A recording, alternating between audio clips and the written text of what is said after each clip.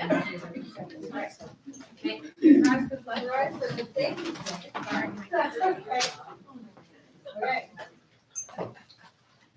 pledge allegiance to the flag of the United States of America and to the republic for which it stands, one nation, under God, indivisible, with liberty and justice for all.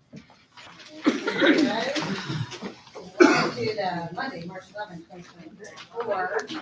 Finally, not ready for 2023 on things. So we should continue. I'm going to go head over to Jim, who's already in his spot. We're going to get to this report. Good evening. Thank you for getting us going here. A very brief superintendent report. Last time we met, we talked about some exciting news regarding high school courses that had received approval for Hudson Valley credit. Just pleased to inform the board that we, even since the last meeting, have made aware of two more courses, our Auto Tech 2 Construction Practicum, that have now been approved, which will bring our number of classes for college credit bearing courses to 34 as of September.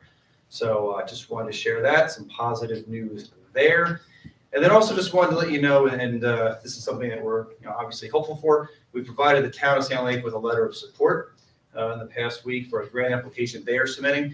They are in the beginning discussions, I believe, of creating a water district. They're applying for some funds beneficial for the district because we actually would have two buildings that are in that proposed water district. So we are big fans of it being on municipal water. So this would be a very good step for us and something we obviously support. And we thank the town for asking for us to get involved, and we are more than happy to provide them a letter of support, and we will certainly do whatever we can to make that happen on our end. Very brief report because we just met, and also a very brief video because we just met, but we do have our celebrations of success.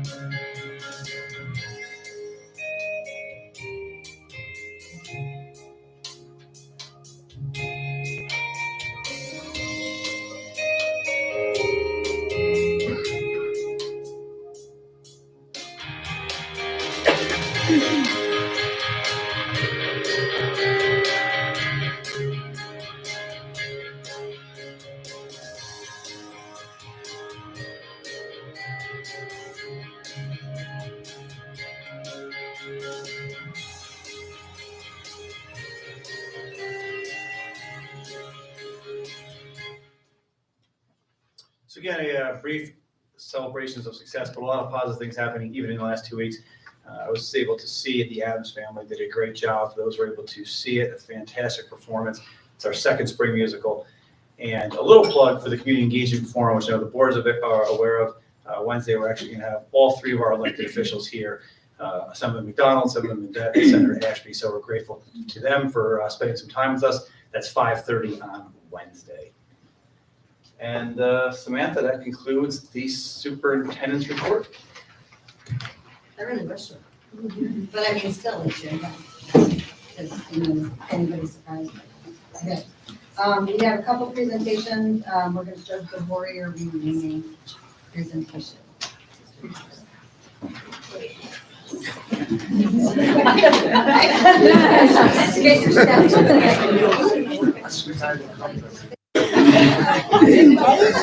Get your So just to set the stage, we've asked Mr. Keelase, Mr. Bugnac, and our student representatives to come and update the board.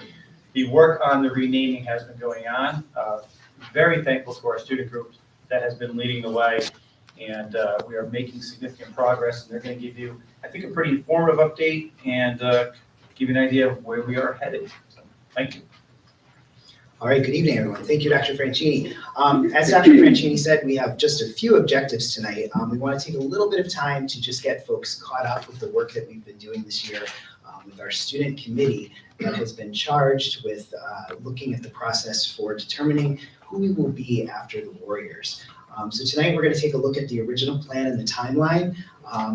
We're going to look at the work that our students have done since the beginning of the year, and then take a little bit of time to go over the results from that first survey that we put out to all of our buildings and our students and staff in the community a few weeks back.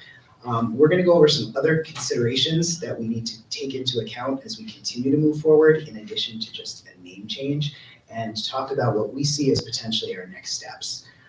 So as you know, we started off with a pretty ambitious timeline this year. You can see that we, at the beginning of the year, had put this together thinking that we might move a little bit more quickly than we actually did.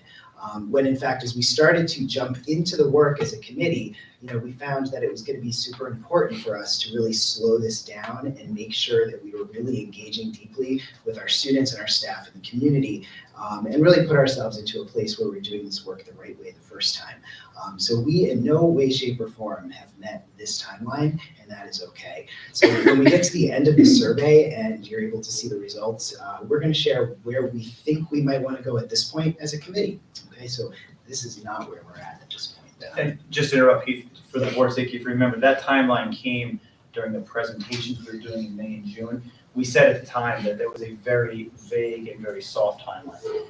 As we've kind of talked to students about the expression of building the plane while it's flying, we had never done this before, so we knew that the timeline was more of a kind of a guidepost of where we thought we could kind of get to.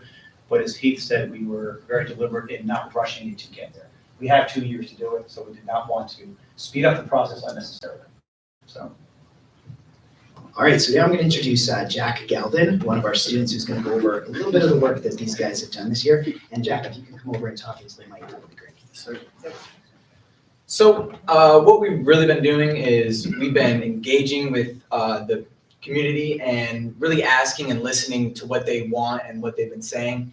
And then we've been taking that information and discussing it in meetings with a pretty hefty group of students in the committee that we have formed. And on top of that, we have also held a community forum where we opened it up to the community to come in and also maybe be a little more deliberate in what they want about the renaming. And on top of that, the most important thing we've done is we have set up a survey and sent that out to the community, and they have sent us back the results with what they thought about our names that we've come up with. All right, thank you, Jack. Nice job.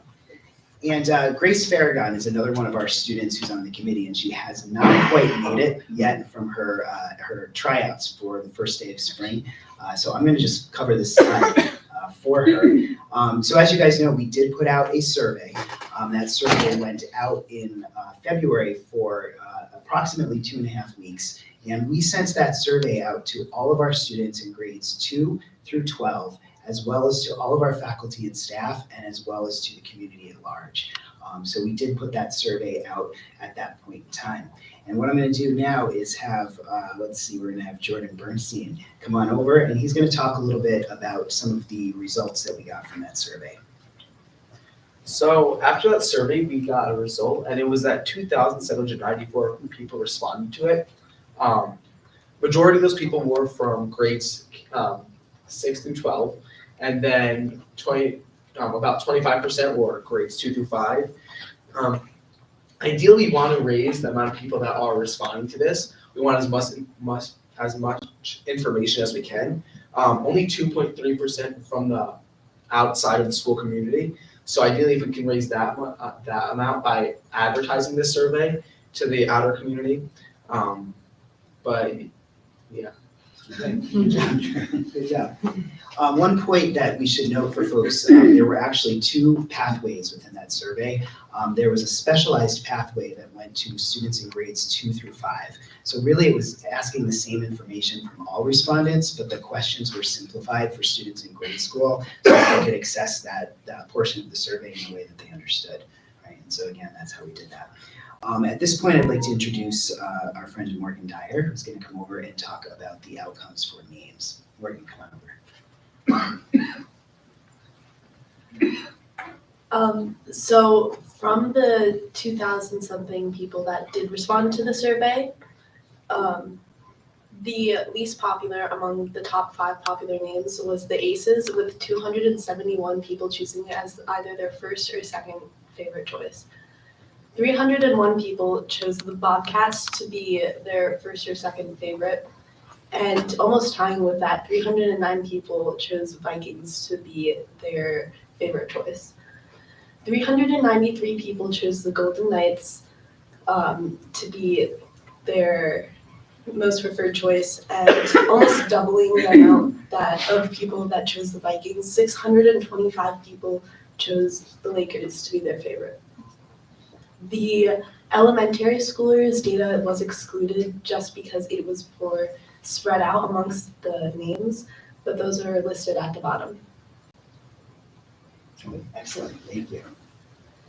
And like Morgan said, we disaggregated the data from the elementary school because that was much more spread out. You could see that our younger students picked a ton of different names across the board, whereas students in grades, 6 all the way through adults, right, had a much more centralized set of things that they were interested in. You can, however, see that there's still some pretty tight correlations between the ones that came out in the top 5 for elementary school kids, as well as for the rest of the population. And with that said, we're going to next look at this was going to be a gray slide as well. Do you want to jump in, Jack? All right, come on over. So we posed the question of, should our school have a mascot? And so a resounding proportion said, yes, we should, 65%. And, the rest said they didn't really care. But that was, oh no, never mind, I was right. And so we need to see what the mascot or the name that we pick and see what mascot we can attach to that name. And that's going to be the important part. That's going to be the hard part. But yeah, it's looking like we're going to have a mascot. I mean, can I go back to if we go here, I mean, Lakers, we don't really know what we could do for a mascot for that. But Golden Knights is obvious. Vikings is obvious. Bobcats is obvious. I don't know. But the community does kind of want a mascot with their new name. So, the next slide. So also another question we asked was, should we keep, the Penguin, the Postage Hill Penguins, the West End Lake Tigers, and the Miller Hill Raccoons? And most of the people said yes, as you can see. I'm not me myself. I'm a Penguin. I'm a PS Penguin. I pride myself in that. It's very important to me. It's very central to my identity. So I think we should in fact keep this. And I agree with what the community said.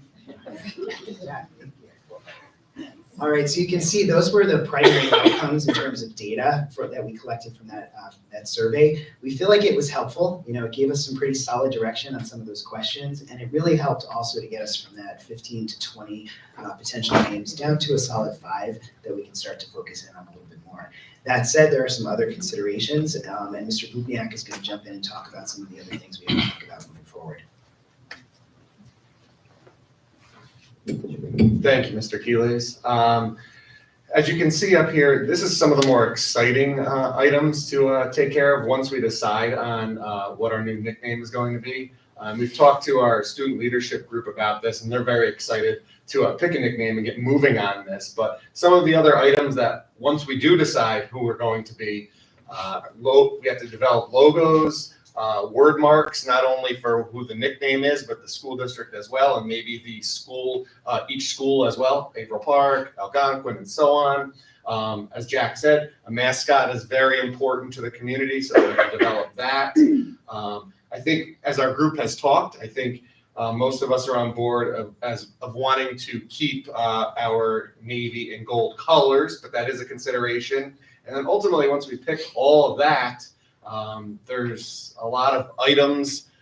Actually, I'm looking at the table skirts here. Those are one of the few items around that actually don't say Warriors or have the spear on them, so we don't have to replace those. But there are a lot of other items around the district, uniforms, gym floors, wall pad. There's a lot of things that either say Warriors on them or have the spear on them that will need to be replaced. The good thing is we are not the first school to go through this. Some schools have already changed their nickname and have already started replacing items and come up with new logos and everything. And some of them have worked with some professional companies to help them develop those logos, with different color schemes, different file formats, so that everybody is using the same logo and it's consistent, and word mark and those type of things, and it's consistent throughout the district. So I'm going to turn it back over to Mr. Keelys. And so sort of just to wrap up, having had the snapshot that we've collected over the past couple months and having invested in the work that we've done, we met as a committee this past week and sort of put together what we think would be a potential timeline moving forward. You can see there that we're looking to take the data that we've got right now and to implement a second survey that could go out to the community between now and our April break so that we can get that 5 down to something a little bit more tight. The committee is still discussing, do we go to 1, do we do 1 or 2? So that's some work that the student committee is still working through. When we have that data, we would bring the committee back together to take a look at what those outcomes were. Our thought would be that we'd be able to come to another board meeting on April 23rd to give you an update with the idea that by May 7th, we would be able to be in a position where you could receive a recommendation from the superintendent. If we ended this year having at least identified a name, that would really give us the entirety of next year to get into all of that work that Mark was talking about, and really just take the year to dig into the designs and the logos and what that's all going to look like and get it in place for July 1st of 2025. So that's where we think we were at as of our last meeting, and we wanted to give you that update. And at this point, we're here to see if you have any questions or other items that we can help with.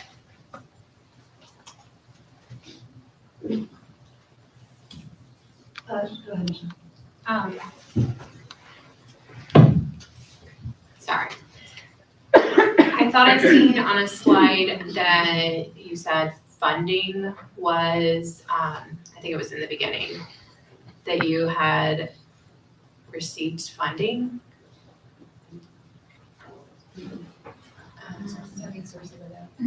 Yeah, funding sources identified. Do we know, is that, can you share that? In that point, we were just talking about how we were gonna pay for it. So we've been developing, not identified as we found grants, we found outside funding, but just how are we gonna find money here within the district to fund it? There's no money coming from the state to do this. So, Carrie has looked at, really kind of general fund expenses. We also could see some of this being a capital project expense, especially when you get into the more expensive items like the track, right, which is over $200,000. So kind of a combination of a future capital project as well as general fund. And then we've talked now and have moved forward in the planning stages for doing some form of a auction of getting rid of the Warrior stuff that's out there and selling it as kind of recoup funds to help bridge that gap. So. Okay. I didn't know if there was some kind of grant that you found. Unfortunately, no. Thank God you did. I did, oh, go ahead, Jeff. Can you go back to the slide that had the percentages of the responses by the different, we'll call them stakeholders? So I guess great job, and I definitely don't envy your task, but I think it's great that you're doing it. My only kind of comment slash question is, my concern is how little involvement there is from the community outside of the kids currently in district. And I think there's a lot of people who are from here that went to school here that have stayed here. And I'm just wondering what the plan is to maybe do more outreach to that community to try to get more wider community responses. Mainly so people don't come up to me and ask me after how we ended up with the name. Absolutely, very fair. We're going to be talking about that on Thursday again. This group is going to meet again on Thursday, the student committee. And it's definitely come up from a number of students, I think, obviously with you and with you guys, but also at our table. We do need to do some work in this next round to have some broader outreach to the proportion of the community that we can touch with. We don't have an answer yet, but it's already on the table from our previous meeting, and we're going to pick it up again on Thursday. Have you guys communicated at all with like the different PTAs or the different organizations at the different schools? I'm just wondering if they can maybe do some of the legwork for you. It's a fantastic idea, absolutely. We have not done that yet, but thank you for bringing it up because we can get that on the list for sure. I think it's a very valid point, something we have talked a lot about. The issue for us is always the same. We only have access to who we have access to, and that's really through our student management system, which then by default is your parents and students. So I think that's partly why that number is skewed up. We did put it in the advertiser. It is all over our social media. So we've done things to get it out there, but it has been a challenge that I know the committee has talked about, and I know Pete and Mark have talked a lot about. How do you get that out, especially in a link form, something people can easily click? So it is a challenge that we're continuing to work through. Just because I have not received the advertiser in some time now, and I found a phone number to call to ask if I could start getting it again, they won't deliver to Post and Kill. Yeah, so they're not delivering to Post and Kill, so that is a problem for our district. I just learned this last week. Or West Sam, like, I haven't been. Yeah, and so somebody told me North Greenwich too, so I think we're gonna have an issue there, just FYI. And then, just food for thought, could be part of our budget exit survey, might bring people in to vote too. So, Michelle, did you have something? I was gonna say too, if we could do like a QR code, maybe put them at, like some of the local spots, like the Hanford or different things where people could do it. And then potentially, I don't even know, like,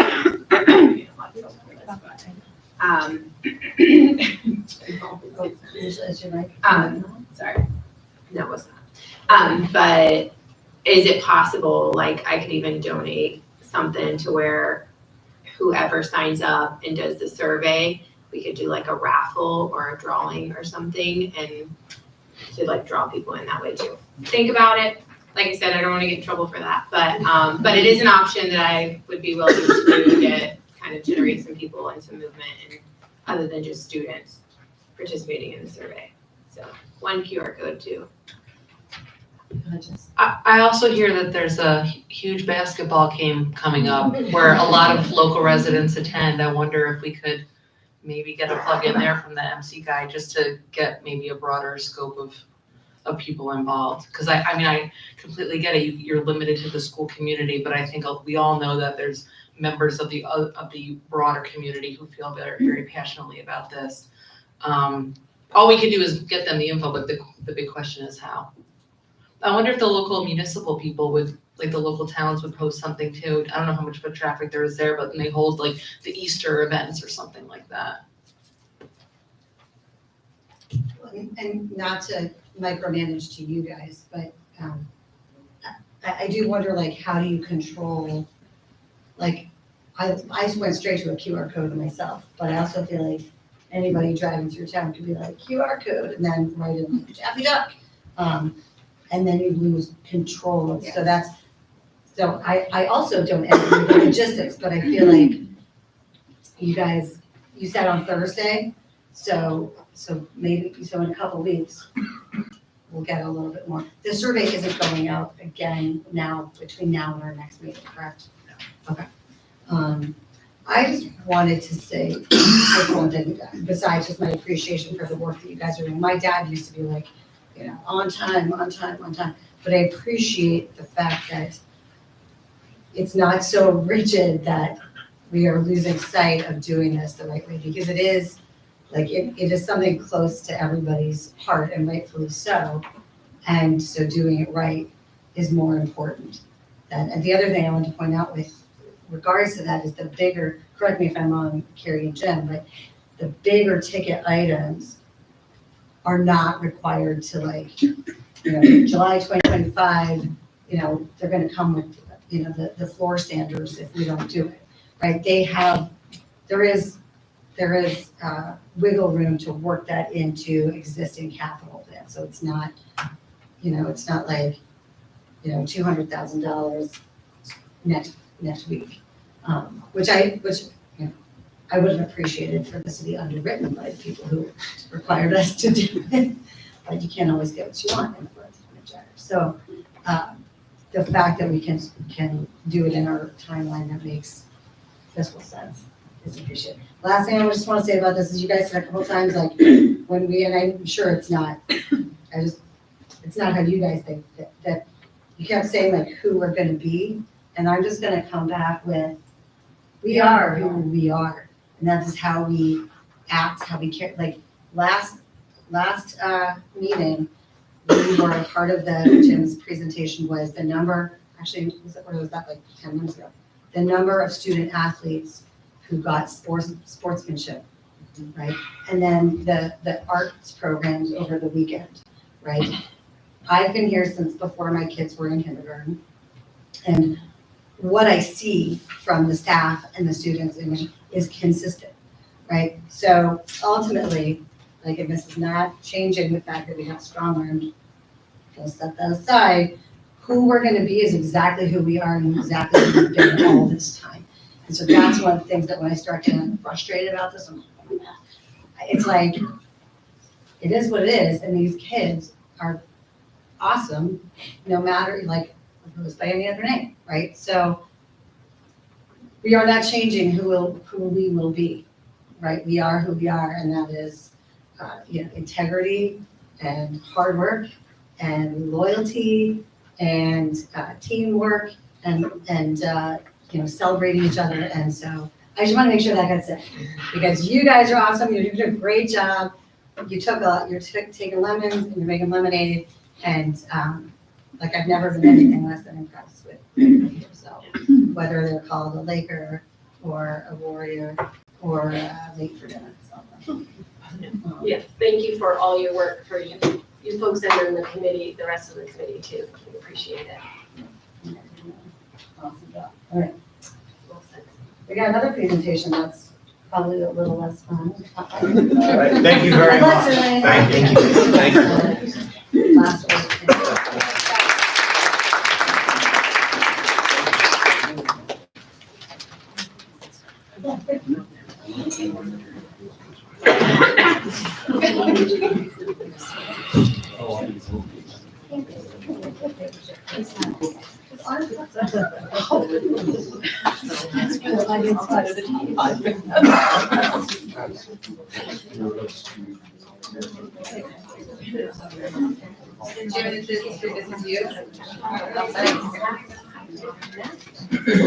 This is me. Take it away.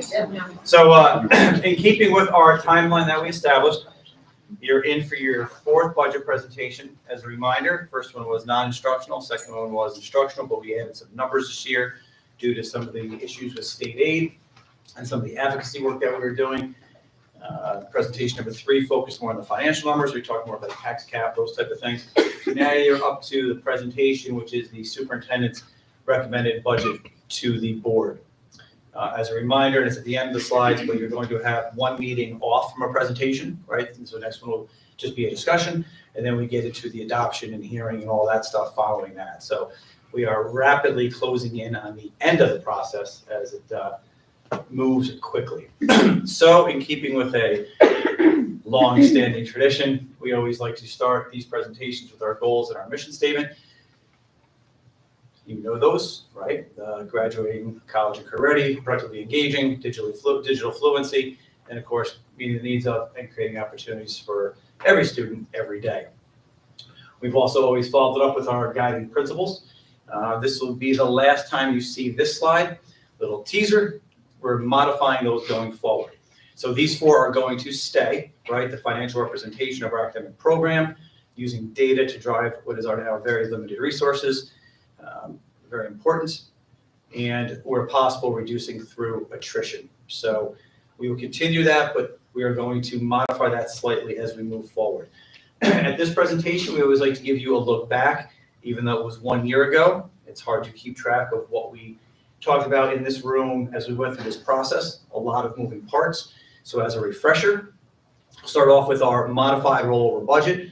Remember what that is, right? We've talked a little bit about that budget is if you took this year and rolled it over to the next year with essentially no changes. So it's no changes to your academic program. It's not an exact science because not everything gets rolled over. There's a lot of variables there, so we don't call it an exact rollover budget, but essentially Carrie takes 1 year and moves over to the next and say, okay, what would that cost us to run that program? So last year, the increase would have been $2.3 million or 3.7%. A key number to keep in mind as we move forward. On the revenue side, we had a 3% increase, which we'd be longing for that right now, but that's what we had last year. And we were able to keep the levy at 2.99, bringing in about $1 million in revenue. That was consistent with what we had proposed to the board and trying to keep the levy at around that 2.9 level. That created a deficit for us, right? The deficit last year was about 1.3 million. That's what we needed to cut. What did we do? Well, again, high level, as they look back, we reduced our faculty and staff by 11 FTE. You can see the breakdown there. 3 elementary, 4 middle school, 3 high school. If you're looking at it from an elementary secondary, it was 70% in the secondary, right? 3 in the 4. So most of the impact last year focused more at the 6-12 level. Then if you look at the next 2 spots, the district level was an SEL coach, and then JV competitive cheer, which again was, as we try to talk through, enrollment and needs-based. We add things based on needs, we decrease things based on enrollment, or some combination thereof. JV competitive cheer was not something going forward that was really relevant and needed and well subscribed. As a little note, we talked about this a lot in our advocacy work with our local elected officials. You may be seeing decreasing enrollment in Averill Park and in other districts, but you are seeing increasing need. And with increasing need means increasing staff, right? So the false narrative out there that you'll commonly hear is you're getting smaller, so just reduce your staff. Sounds logical. I totally understand the soundbite. It's just not an accurate statement, right? If need is increasing, you have to address those needs largely through mandated services. That's what happened last year. So as you can see, we increased at 4 FTE. Remember, FTE is full-time equivalents, basically 1 person. We increased by 4 to really have a net of 7. You've seen this chart a million times over the last few years. We've talked a lot about this. This was a refresher as to where we were last year, right? Always important to note that before the stimulus money in 21-22, we were going to be at 8.5 FTE and AIS. You can see where we were in 21-22. We were at 13.5. We used the vast majority of the stimulus money that we got from the federal government towards people, and by people, towards AIS teachers. We tried to gradually phase it out. We had a plan we were working through, knowing it was going to decrease over time. 23-24 is where we are at now. The projection at this time last year was for the 24-25 budget to be decreased again, to have 3 elementary AIS teachers, 1 per building. This was the budget summary. If you go back to the beginning of this presentation, we talked about a 3.7 modified rollover. What we got to was 1.63 and an increase of $1 million. That was through cutting, right? Through tightening the belt, trimming the fat, all those expressions, which is getting harder and harder to do, as we've talked about many times. A key bullet there, again, a little foreshadowing, we did that with no increase in the use of reserves and fund balance, right? So something that we have done in order to be sustainable is not increase our use of our reserves or our fund balance. Money is there, we know it's there for a purpose. We try not to dip into that. We're going to talk a lot about that going forward. This slide is one of the few slides that was literally cut and pasted in from last year, because I didn't want to touch it, because this is exactly what we talked about last year. Hey, don't forget, beyond 23-24, we're going to have to talk about stimulus funds ending. And we talked then about how we kind of separated it more for accounting purposes, but take our AIS teachers and move them over into stimulus funds. We were going to have to move them back if we wanted to maintain that. So we had to talk, we knew in the future, about moving positions and programs from stimulus into the general fund. And we talked then about state aid increases projecting to be minimal. We were kind of listening to the conventional wisdom at the time, which was, again, going back to campaigns for fiscal equity, the lawsuit, fully fund education through foundation aid. Legislature, governor did that. You're all set. You're all good. You're all going to get about 3% now. Playing field has been leveled. Everyone's getting what they're supposed to get according to the formula. Expect to get increases that'll be equal and around 3%. That's what we were told and led to believe, not what happened. So, quick water break as we look ahead. The 24-25 budget plan. There are our new guiding principles. You'll see in red the 2 changes. The word of the presentation is going to be reasonable. right? We are not in an ideal situation right now. I think the board understands that. In an ideal situation, we may be maintaining or even perhaps adding. That is not our reality, so we need to look at where we reasonably can make reductions. They're not fun reductions, they're not happy reductions, and I don't know if we even support them in a perfect world, but we need to be reasonable if we want to be sustainable. We also need to, in my opinion, begin to reasonably use our fund balance and our reserves, right? If you're listening to what the governor is saying, right or wrong, for the people who've been around for a while, it's a little bit of GEA, the gap elimination adjustment, part 2. She is saying, we have a problem in the state, you have money in reserves, start using them, okay? I understand the point. We are being forced to do that now from the state to go into our fund balance and our reserves. So that is what we're planning to do, and you're gonna see that in the future slides, but try to do it in a reasonable manner. We do not want to destroy program, but we also need to be financially sustainable. So let's talk about our expenses. I can't wait to tell Deputy Nichols that him and Thomas Edison shared a screen. I think he's gonna be very happy about that. Federal monies are ending, right? We know about that, we've talked about this. End of stimulus funds, what was in there, by and large, again, broad brush, our AIS teachers and our CARES program. We heard loud and clear from the board during Algonquin's presentation that you value the CARES program. We know that we have data support that it's doing well. And we obviously all know about the AIS portion. We've talked about that many, many times. We have data to show that that program is working and working well, and that if anything, it's understaffed currently. So those are 2 priorities in terms of what was in the stimulus money that we need to consider as we move forward. This is an ironic slide or two, because I think and Carrie and I have talked a lot, and what we've said to you a lot, right? Oh boy, those employee benefits always get us, right? You gotta be careful for that.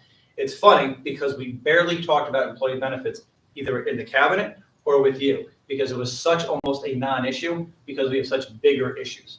So I guess it's kind of a factor of your priorities or your problems are all relative, right? This used to be the big thing. It still is a big thing. It's been overshadowed by the bigger things.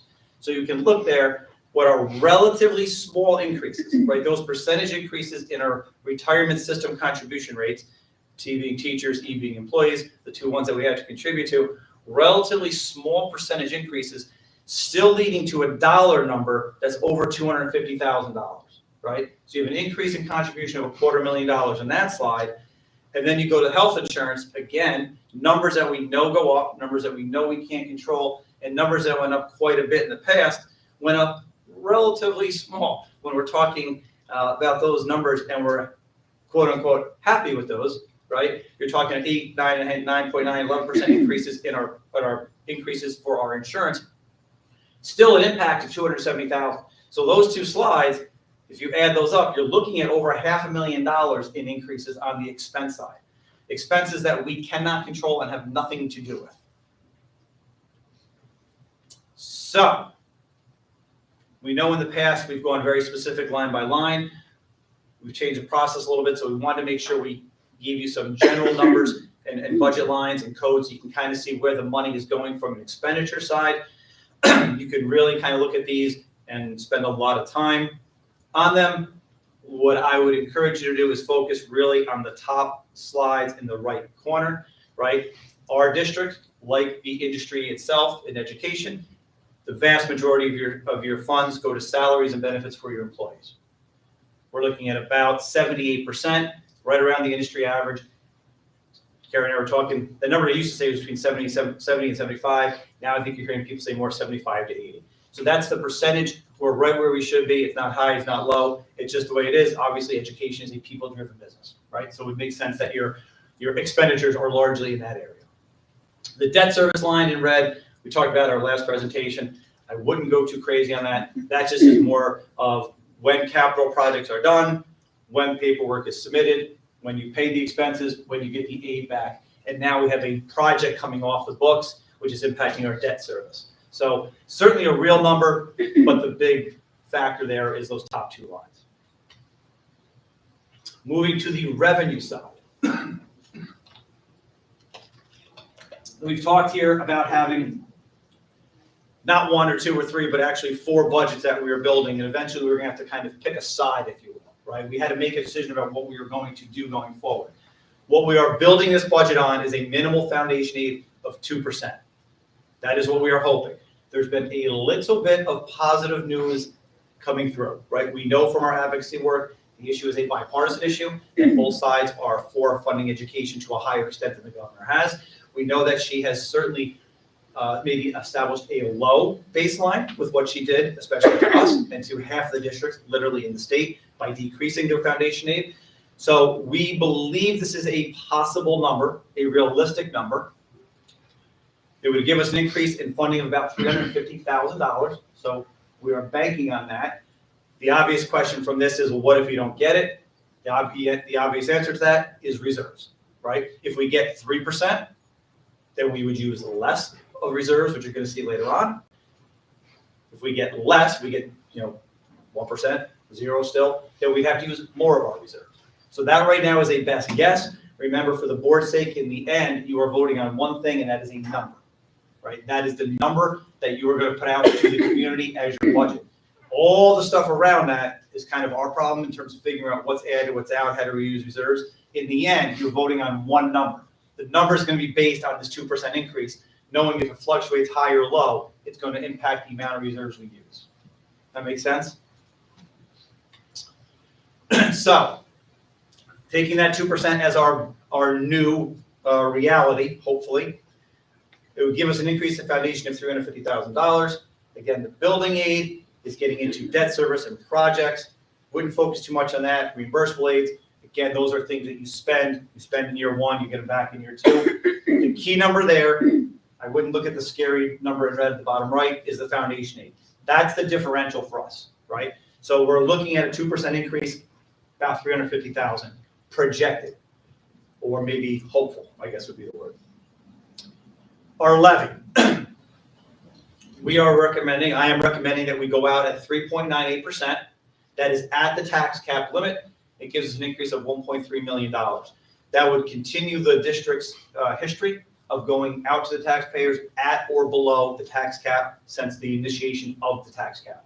A couple things to remember. We always talk about a 2% tax cap, quote unquote. We know it's not 2%. That's just kind of what it was named as the talking point.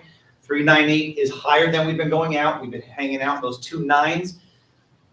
The reason is we have a voter-approved capital project that was done. When you did that, you got to remember, we're not at a point because our reserves and because of our debt service coming off after the years and years and years of merger aid, we do not have a lot of debt service coming off. Therefore, all of your projects are being funded with new taxpayer money. That in the tax cap calculation is an exclusion, as it's called, and it enables you to have a higher tax cap, right? It's something you can kind of add in. If you don't go out at 398 and you go out at less than that, which you certainly can do, you got to remember that the capital project portion of your budget is already done and paid for in terms of you voted on it and it's going forward. So if you go out less than that, you're directly taking money out of program, right? So you have kind of built in there the amount that you're going to pass on to the taxpayers to pay for the current capital project, as well as the amount in the general budget. To go lower takes away from the general budget because you have to pay for the capital project. You certainly have the right to go above 398. That would be piercing the tax cap, and you would need a 60% majority to do that. The super majority would take place. Not being recommended by me. Revenue and fund balance. This just gives you an idea. Again, we want to make sure you had a broad picture of where our revenue comes from. In this case, you can see the property tax levy differential from year to year, our funding sources, where it all kind of comes out. Key there is that the assigned fund balance and the planned use reserves is left blank and left blank on purpose, because we're going to get into that later on. We wanted to make sure we kind of left that out for this slide, so you didn't have it in your mind at this point. Getting into the budget plan. The plan, very similar to last year with bullet 1 and bullet 2. We have reductions we have to do because we need to be reasonable and sustainable. We have additions that we have to do because we have mandated services we have to bring on. And the third bullet is the one that's new. We are going to rely on an increased use of fund balance and reserves to bridge that gap. Our starting point. Again, 2% increase in foundation aid is what we're basing this on. Gives us a gap of 1.6 million. 1.3 last year, 1.6 this year. All right, you're talking about $3 million in deficit over the last two budget cycles. Here's the 30,000-foot view of what we're proposing. You have a deficit of $1.6 million. We went through very carefully, line by line in the budget, continually trying to squeeze what we can. We're going to talk about these in greater detail going forward, but you're looking at reductions that we can come up with close to $300,000. That is money that we have found that we can save. As we always do when we're in the cutting mode, we get a list, we go through that list a million times, we tier that list, tier 1, tier 2, tier 3, prioritizing what you would cut. What we're going to recommend tonight is that you go forward with what we're calling tier 1 cuts. That'll be a savings of about $580,000. Leaves you with a deficit still of about $800,000. That is how much we are below. Due to increased need, we have mandated special education programs we have to implement. We're looking at about $56,000 in that. And we're recommending an increase to athletics of about $18,000.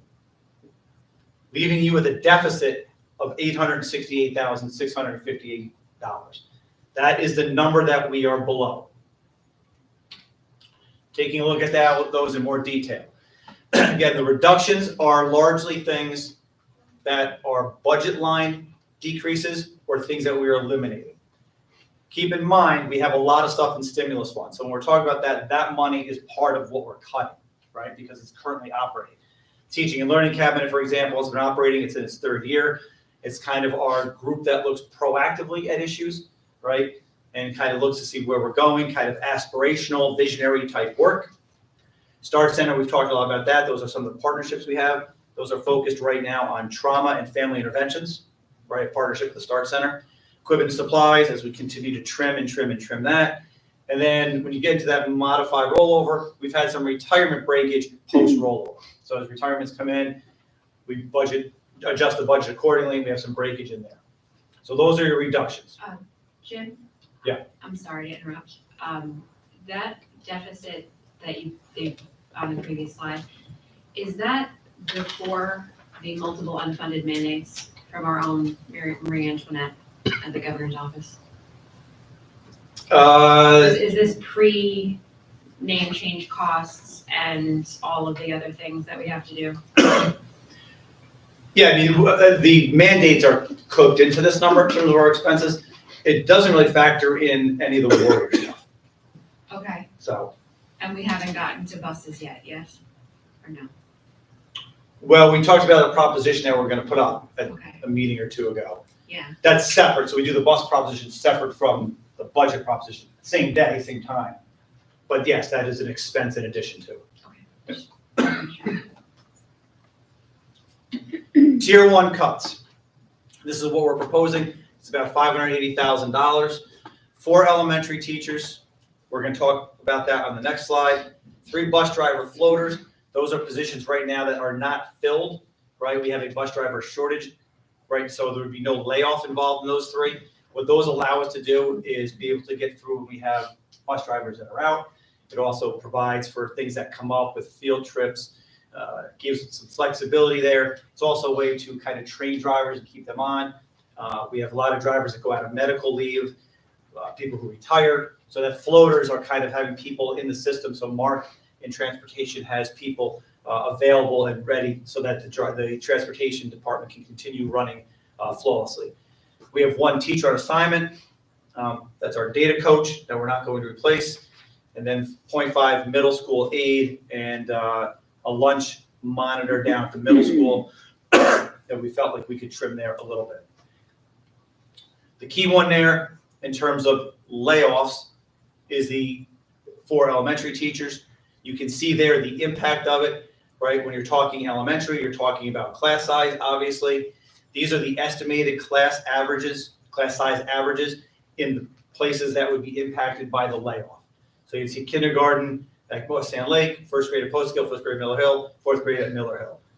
And those are the corresponding numbers that we're estimating right now. Again, it's kind of a fluid topic, right? Especially with kindergarten. So we're keeping a close eye on these numbers, and those would be the new class sizes in those 4 grade levels. On the special education side, we are looking to do 2 things at a cost of about $56,000. One is an elementary communications classroom, 2 is support staff. Broke it down a little bit here. The elementary communications class, again, student need drives it, right? We have mandated services we have to provide. We want to provide the best program for our students that we can afford. This is designed for students that are coming to us with significant communication needs at the kindergarten, first grade level. All right, so it's incoming K and rising K. Increase there is an aid, about $37,000 in the budget. And then we know we need to increase our physical therapy time. So we're looking at a physical therapy assistant. It's a contracted employee, ideally part-time, sometimes easier said than done. Obviously not so easy to hire some of these positions, but that would be the plan there. Athletics, we've talked a lot about it here, or a couple times about it here, and that's girls wrestling. We're recommending to the board that you add girls wrestling. Some context there. You can see the breakdown of what it would cost. We had 2 girls on the boys wrestling team this year. We know that more than 2 originally tried out, probably for a lack of comfortability did not continue with the wrestling program, having to wrestle with and against boys. Our coaches did a fantastic job this year, really making sure that those girls were taken care of, brought them to female events. The girls were successful, the program was successful. You've had parents come and initiate a process of creating a sport. As a result of that, one of those things is to take a look at interest. We've surveyed, we have somewhere of over 30 kids, give or take, who've expressed an interest, female athletes, in participating in wrestling. So we feel like we have a need for it. We feel like it kind of makes sense from that point of view. We do believe they are separate sports, the boys and girls wrestling. Regionally, about 2/3 or so of the suburban council schools already have girls wrestling. The ones that don't are moving in this direction like we are to have a team themselves. So we are certainly not on the cutting edge of this. We're actually a little bit behind. And from a state point of view, girls wrestling is the single fastest growing sport in the state. Next year, the state championship is going to be held like the boys at the MVP arena. So it's not something that is sort of a, we up and coming, hasn't, we're not really sure if it's going to be sustainable. We know that around the state it is alive and vibrant, and within our own community it is. So we're recommending for a relatively low cost that we add that. Important for the board to keep in mind that there was a Title IX violation against the district that has been investigated and is still an active and open case with the Office of Civil Rights. So the addition of a female sport certainly would be looked favorably, we believe, by the Office of Civil Rights in terms of the remediation plan, and we've gone down that road. Mark has led that with Kim as our Title IX coordinator and our legal counsel. So it certainly is a step in the right direction from the Title IX complaint that we are still have against us. In terms of stimulus to general fund, because remember we had the different buckets, the CARES program, again, at Algonquin, it's about a $30,000 cost. We have data showing some success with that program, and we believe it's something that is worthwhile and should be kept. And then we currently have about 4.5 FTE of AIS teachers in stimulus money, $590,000 give or take. We are looking to bring that into the budget. So this is a change in our projection. That's the same chart, but if you look all the way to the right, the number in red, we are recommending to the board that you maintain the 6 AIS teachers that you have now at a cost of about $590,000. But we feel like that is something we need to bring into the general fund and maintain that level of service. We feel like the level of service is certainly not over-serviced, and we would argue perhaps underserviced, and we certainly do not want to go below where we're at now because we would be directly impacting students. Financial plan and a summary. We're going to talk now about how we're going to pay for that because you have a gap of $868,000 in what's being proposed. So we're going to talk about a little concept called deficit budgeting. First bullet kind of talks about what we have been doing, us and pretty much every district. It's a relatively common practice. It is what it sounds like. Your expenses are greater than your revenue, so you budget with a deficit. How do you do that? You use fund balance and reserves. Ideally, you replenish the fund balance. So we talk about the assigned fund balance, right, which we've been using $780,000. That money is put into the budget to balance the budget. It increases your revenues. The goal or the hope is at the end of the year, you take that same $780,000 and you put it back into your fund balance. And the next year, you take it out and you put it in, right? If you go back, those who are on the audit committee, you know that the recommended guidelines are to budget, but not spend all your money, just like in your own house. You don't want to spend 99.9% of your income on your expenses. We, as we know, are within the guidelines, but we are very close to being not in the guidelines. We budget and spend a pretty good chunk of our percentage, right? So if you look at the comptrollers and the audits that we go through yearly, we're okay, we're good, but we certainly don't, we don't have as much left over as many other places, right? We budget as close to zero budgeting as we can, but that enables us still to be able to replenish our fund balance. You also have reserve accounts, again, that are used to help balance the budget. That's the reserves. Ideally, you don't use them, right? So if you bring money in from your reserves, you don't spend them, you kind of they sit there, and hopefully at the end of the year, you have that money left over, and then you're kind of keeping them in your reserves and you're not using them. That's a sustainable way of doing it and a very common practice in school districts. Nothing crazy, nothing new. We've been doing it here forever. What we are going to move to is an unsustainable way of doing it, right? Unsustainable deficit budgeting is, again, just like what it sounds like. We are going to increase our use of fund balance and reserves. It's unsustainable, but we feel reasonable, right? We're not making, it's not like we're making no cuts. It's not like we're not trimming at all, but we are not going into the heart of our academic program and impacting kids to the level that we would have to if we needed to cut another $868,000 out of our budget. So we are trying to wisely use some of our, we'll call them rainy day funds for a rainy day. I used to work with a superintendent who used to say, I'm not going to cry wolf until the wolf is at the door. And then as we were going through some of those times, she would say, we're getting close though. The wolf is at the door, right? We are getting to the wolf being at the door, right? And we have been able to do the first part of this by trimming and trimming. We are now moving to a period where we are not going to do it in a way that is nearly as sustainable. How does that look graphically? If you have this year's budget, you look at that green, this is just a hypothetical, these aren't real numbers, obviously. You know, if you're balancing your budget with reserves and fund balance, the problem is not only are you taking a hit this year, but when you start the following year, your budget starts with a hole in it. So if you just do that modified rollover budget, your modified rollover budget already has that hole, and then add into it those increasing costs, right? The health insurance, the contractual obligations, all those things that just go up. Now you've got the gap and another gap, right? So, reserves. We're going to try and kind of make this as simple as possible. It's going to get a little bit thick and dense. I'll apologize in advance. The reserves that we are looking at, we're going to break down into non-operating reserves hold on one second. I made an adjustment on the slide. Oh, that's not good. Never alter the presentation in mid. Is it going to make me sign in? I just want to double check. So I made some tweaks right before I came down here. And I didn't bring up the.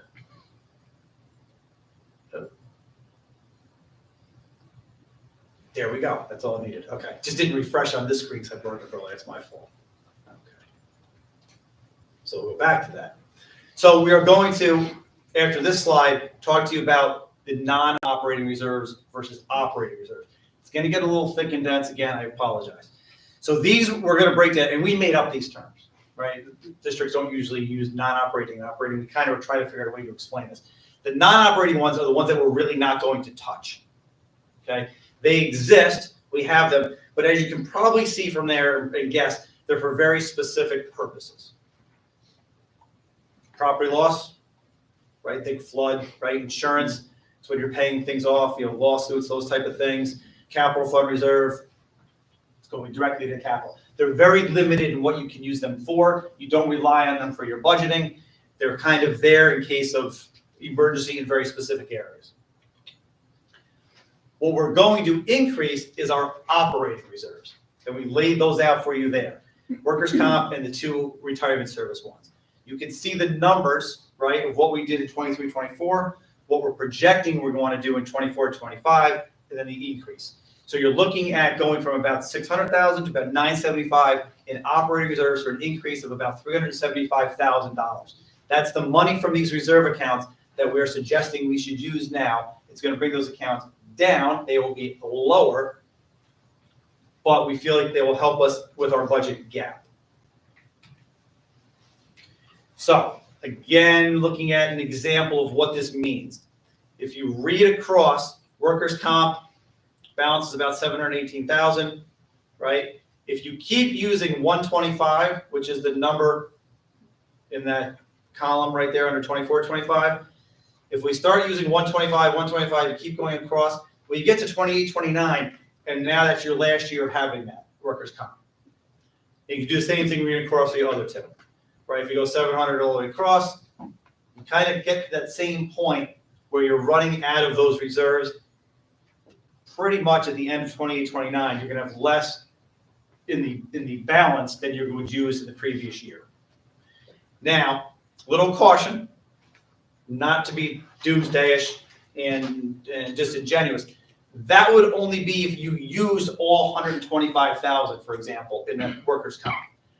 That would mean we are budgeting to 0% of our money being left over, right? So that is like whatever we build the budget on, we literally spend every dollar.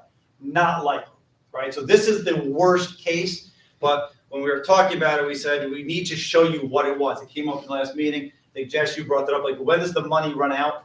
This is sort of the when does the money run out in the worst case scenario.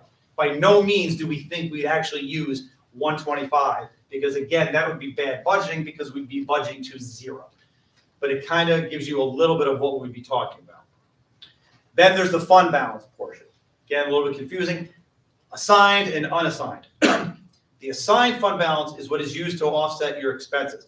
As you can see in that first line of the chart, that is what we currently do. That's that sort of okay budget deficit budgeting of 780. We're okay with that, right? Start out with 780, hopefully you have that left over, you put it back in, and you kind of have that cycle. The problem is we're looking to increase that now, and we're increasing it to the number there, the 1.2 million. That's an increased reliance on fund balance. Well, where does that money come from? That comes from the unassigned, which is that magic 4% number that we talk about, right? The comptroller says you can have up to 4% of your reserves, of your fund balance, of your budget in fund balance. So again, the same type of charge you saw before, if you're using, like in 2025, 1.2 million, well, that's coming from that 2.6 under unassigned. So now your unassigned is down to 1.39, 1.4 we'll call it. The next year you use that same 1.273, now you're down to even less. Then you get to about 2027, where you are now at a number that gets you in trouble because you have a negative number in your fund balance. Make sense? Again, like the last slide, that is the worst case scenario. That's using every dollar. Not likely, so I don't want to oversell it and kind of go overly doomsday, but we also wanted to accurately show you what would happen if we did. So, Jen? Yeah. Can I just ask you a quick question based on that, when you say it's like, we don't usually do that, and that's, that makes a ton of sense to me. Do we have, like, Carrie, you must have the number, is there an average of like typically, or did you just say that? So like, it's usually the 780. That's what we budget in, and then we're able to replenish that year to year. The problem is we're getting closer and closer. As you go back to, think about the first line of reductions when we went through the high level 30,000 foot view. Those are budget lines that are getting smaller and smaller and smaller, and you're trimming more and more and more off them. So it means you're either not getting things you need, right, which you have less, or you're just budgeting less so you don't have the ability to replenish those things, or you don't have as much emergency money, we'll say. All right, and this was something I remember even going back when Michael was here, he would talk about, we are getting smaller, and that's part of this I said about the comptroller, we're budgeting 95, well, I forgot the number offhand, 90, do you remember the percentage? I don't, not to put you on the spot. I don't remember from this audit what the percentage was. It was on the lower side. The auditors do like to see like 2 to 5%, 2 to 4% variance, I would say. So you're not spending, you know, if you're, like Jim said, if you don't want to have $0 like left over at the end of the year, because then that shows there's a problem fiscally that you're spending all of the money that you budgeted. They like to see a little bit of variance because you do, you know, have and maybe a special education tuition that you're not going to use. So there's like things that happen like throughout the course of the year. And yours just at 2% is sort of what you want to shoot for. I can't do that like 708,000 divided by the total, right? That's how you would get the percentages. The amount that you add back each year, and that's like the percentage. And you're saying like 2% is about what you want it to be? Well, they like to see on the expense side that you have left over about between 2 and 4% of your expenses. It also depends on your revenues too, right? So ultimately, the fund balance is how much more revenue you have over your expenses than not how much you budgeted. So Yeah. there's a revenue piece of it there as well, but they like to see like a little bit of variance in the year, not that you have a 0% variance at the end of the year. And it's just, so I understand, it's like the variability of, I hate to say, the variance, right? That would extend the years out, right? So if you are above, if you're more towards the 4%, then that becomes 2028 or 2029. And if you're closer to 0.5%, then you're like really getting close to the 20. Am I understanding that correctly? Yeah, and that 2024 number, 2.6, is what 4% would be next year based on the proposed amount of this budget, because it's the 4% of the subsequent year. So I use the budgeted figure for next year that we're proposing here, and 4% of that, so 2.6. That is the 4. So 4 is not really a lot of money, like when you look at it in terms of the actual dollar amount. Thanks. So going to the increased use of fund balance and operating reserves, you can see it here. Again, the assigned fund balance is new in this chart, as we're now increasing our reliance on that to 493,000. This is the chart from earlier with the fund balance rows put in there. And really, you can kind of see where we are getting our money from. The tax levy at 36 million is about 55% of our budget. State sources of 25 million is about 40% of our budget in terms of our revenue. The concern is the percentage of our revenue coming from fund balance, right? So we're at 3.4%. You probably don't want to go higher than that. All right, and that's what we talked a lot about, is when do you start getting in trouble with over-reliance on fund balance? And you obviously could put much more of your fund balance into this budget. You obviously could put much less of your fund balance. You put less in, something else has to come out on the expense side. You put more in, you're draining your savings, your fund balance quicker. We felt like 3.4 was, using the word of the day, reasonable, given the situation that we were in. Not ideal, reasonable. And the budget summary, just again, kind of showing you the same information now. The change in the budget of about 1.7 million in expenditures. There's your revenue increases, your differential, and then the way that we are increasing the use of fund balance and reserves to get that bottom right corner to 0. And the budget to budget increase. So overall, our budget's going to go up 1.7, we'll call it, $1 million. It's an increase of 2.61. Again, we would argue pretty reasonable given the increased costs that are just part of doing business, whether it's contractual obligations, health insurance, retirement system. Costs are going up, obviously. We've tried to manage that. The other kind of extra special caveat is in the perfect storm. Remember also that this includes the stimulus funds, right? So we had general fund and we had the stimulus funds. Stimulus funds are gone, so that stuff either all had to drop out or come in. When you bring that stuff in, it's gonna naturally make your budget to budget increase look higher. Because that's general fund to general fund. Last year we had general fund and stimulus. This year we just have general fund. So numbers a little bit higher than it was last year, right? I think we were 163, so it's about a point higher. But we brought in all that stimulus fund money, expenses into the budget. And then again, where do you go from here? As I said in the beginning, next meeting, you'll have this time for a discussion to let this kind of sink in a little bit. And then the next meeting, you're looking at an adoption. The hearing's on May 7th, and then it goes to the voters on the 21st of May.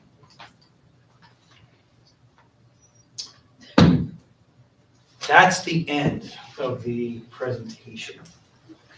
I'm guessing there might be a question or two, so. Yes. It's ready to go. I have 3 questions. I have 3 questions. If the governor's budget doesn't come through until May, and we somehow get the 3% or more, can we modify this at that point? Because I know we obviously have to approve in April, so can that be accounted for in any way if we somehow end up getting more than we're estimating? We would just use less reserves. Oh, right, you said that, I'm sorry, okay. Can you go back to the teacher page, the cutting of the core teachers? Yeah, there we go. So I just want to make sure that I understand this. Are we saying that the incoming, so like at West End, like the incoming kindergarten class with a cut of 1 teacher, that the class sizes are expected to only be 19? And then that's not just based off registration, right? Because that could change. Correct. Okay. And Matt can talk in more detail about Julie. We're fortunate. Julie Ernst has been a registrar for a long time, and it's certainly not a science, but she's pretty good Okay, based on the data she has at okay, being able to nail down not just our current numbers. And if you probably didn't notice, but we sent some emails out this year for the first time about, hey, March deadline for registration for kindergarten in order to guarantee your home. So we've been trying to push that up. Obviously, you can register your child at any given point, right? You can Right. register them in October, right? Okay. Because kindergarten's not even compulsory. So it's a little bit of a guessing game, but it's a very educated guess based on the data she has, census information she has, and her years of doing this. She's pretty spot on. Am I missing anything with that? so these are the numbers, these are what we think they will be after cuts for each of those? Correct. Okay. It's next year's numbers, projected. So it's the, what we call the rising kindergarten at post-scale, so next year's first grade. Thank you. Did you have 3 questions? Well, the second one was kind of a combo question, so I'm all done now. Thank you, Jen. These were, although not happy news, very helpful. And I appreciate the projection out a couple of years, because that's definitely my biggest fear, because we can't only look at 1 year. We have to look at what we're gonna do over the next couple of years, especially given the current climate about funding. So thank you for doing that. I had a couple questions. The 7.2 BOCES increase on the expenses, did we not ever hear back from Gladys on, is that part of their, why are you laughing? I mean, did we just skip right over that? I go back to the BOCES increase of 7.2% and all. Yeah, that number has not been changed from BOCES to us.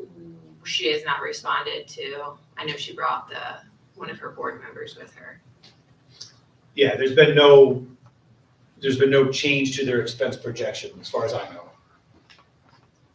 No, for the admin and the rent budget, there hasn't been any change there, but you also remember there's a service side too. So the BOCES also includes our special education tuitions, outplays to BOCES placements, and a lot of administrative services that we buy, library databases. So it's more than just the admin budget for BOCES, it's all the services that we purchase for them as well. But in terms of the admin and the rent, there has not been a change in those. And we have no wiggle room, no bargaining tool with him, nothing, no leverage. Well, their budget will be voted on as well. So I mean, I guess if the I'm not components, The second meeting in April will be our budget, BOCES administrative budget vote, where this board gets to vote on their budget, their administrative budget only. That's in April, we vote for that. That's in April, the second meeting in April. Maybe she'll be here. Just my favorite. The other question I had was, I guess these numbers are accurate with the approved new contract? Well, the contract's not approved. Oh, it's Right. not approved yet? No, so the membership is, Okay. you gotta vote on it, it's gotta be ratified, there's a whole process for that. What we do is project salaries out, so. I Terry? must have misread your email. Yeah, I thought that's you fine. said it was approved already, okay. No. All right, sorry about that. That's okay. But the salaries are based on projected numbers of increases, so we always have to build that in, so. Okay, so it is built in already, it's just not approved yet, okay, Correct. thank you.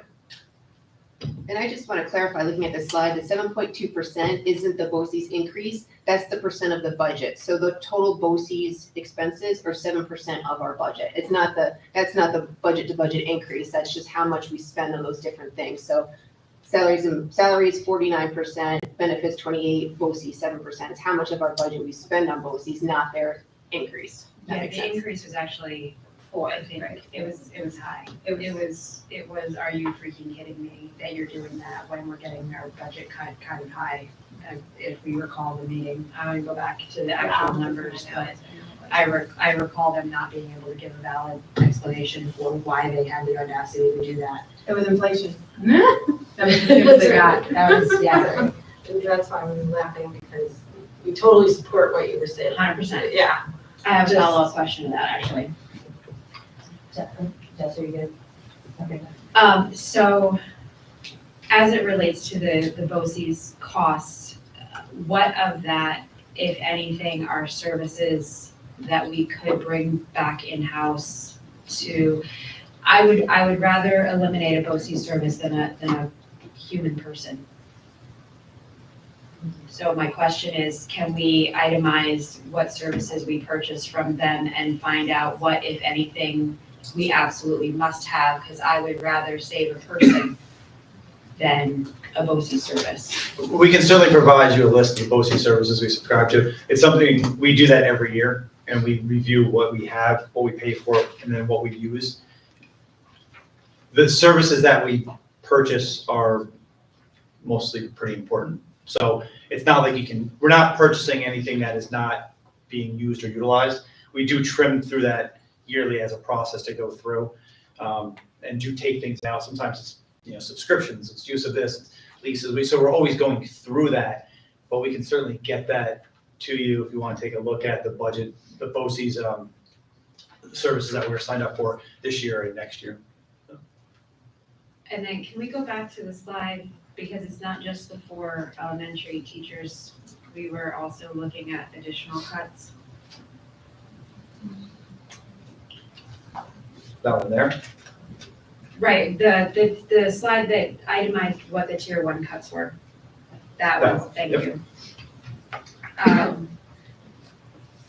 Can I, this may be an awkward question, I apologize if it is, but how is it determined where the cuts are made?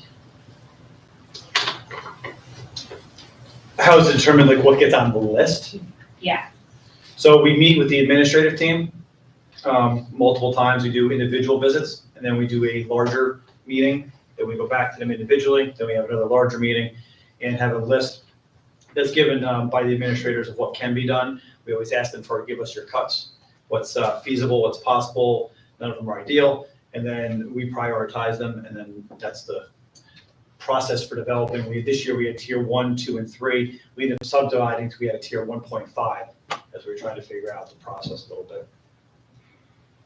So just to add another, they're like building driven, right? This is, you're in conversations with each vote, like Mr. Keeler, Mr. Amos.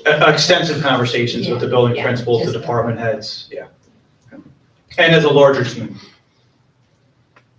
Because everything has to make sense from a K-12 perspective, so we can't I remember when I was at Algonquin the first time, there was a large discussion about cutting middle school music, but keeping, for example, elementary and high school music. Well, you can't cut middle, you know what I mean? So if I remember correctly, Rob and I, you had these proposals and what you could do. Well, you can't cut Algonquin music, but then keep elementary. There's no consistency. As a very simple example. So we had to go back and say, well, where do you cut so that there's a K-12 continuum? That makes sense.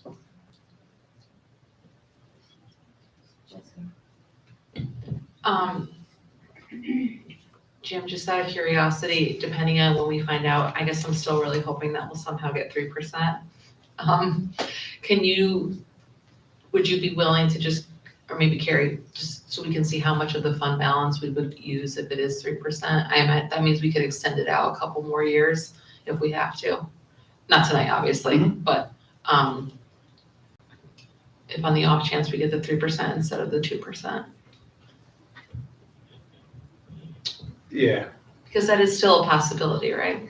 it is. I read a good news article this morning, so I'm optimistic Yeah, about no, it is. from the assembly, so. Carrie, correct me if I'm wrong, I'm doing math on the fly and memory. 1% of foundation needs $180,000, right? Because that's 2%. I think we said it's about 1/8, so 18, using very general numbers. So if we got 3%, you're adding another $180,000 in revenue. That's still really not. It's not a lot. Doesn't have that much impact. Did I hear you correctly? 3.4% of reserves is what we would be using? So if we go for the tax levy of 3.7? No. 3.98. 398 is our proposed tax levy. And then you're saying 3.4 for the overall? Well, we're saying is, and that slide there, the gray all the way to the bottom. We wanted to give you an idea of how much are we relying on fund balance to balance the budget. Okay. So we look at the percentage of our revenue sources. Obviously, the vast majority is the tax levy and state aid, right? And that's always the case, about 55 and 40, we'll call it. So as we went through this process, it was a big question that we had and we kept kind of going through is how much is too much, how much is not enough, right? We don't want to destroy a program. We also don't want to, we're just digging a hole. How deep do we want to dig the hole? So there's no magic number. I think when we went through it, we honestly came up with about 3.5 as being our max that we would feel comfortable recommending. And the way it shook out, we ended up at about 3.4. So again, I wouldn't say comfortable with it, as you saw the projections and how that plays out, but reasonable given the programmatic cuts that would have to take place if we didn't.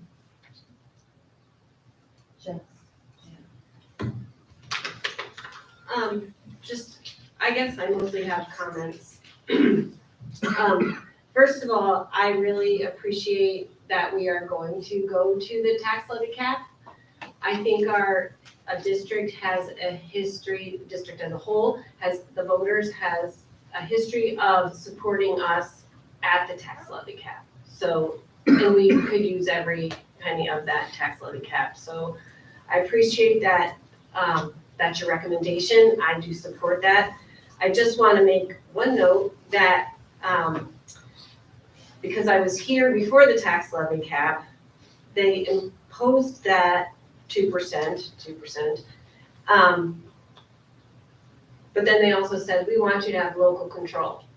So I get frustrated with that, and especially because at the beginning, you talked about how ERS and TRS are not really a talking point anymore because there was huge increases back 14, 13 years ago in those. So this increase of, 250,000 seems, like you said, there's other bigger things. But I do also want to point out that is 1% of our tax levy, or maybe a little bit more than 1%. So that's frustrating too, especially, I believe the state manages the ERS and TRS, so they're not being very helpful. What else? Second, I appreciate that you are cautiously, thoughtfully, and carefully recommending that we use reserves. It's a hard decision to make, and I'm concerned about the future because of the data you just had up there. But I think at this moment, it is a wise decision, and I also support that. I do also support the girls wrestling add-in, even though that is adding funds to our budget. I was here when we started that Title IX inquiry, and I think it's very reasonable that we even out the girls and the boys sports. So I support that also.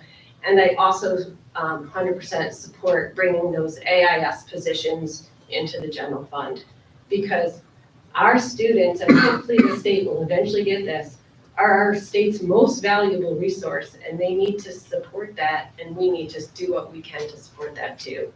So I thank you, all of you, for, everyone who has input to this and everybody who's affected by this, for the hard work that goes into being thoughtful and trying to make the best of what, with our resources that we do have. So thank you.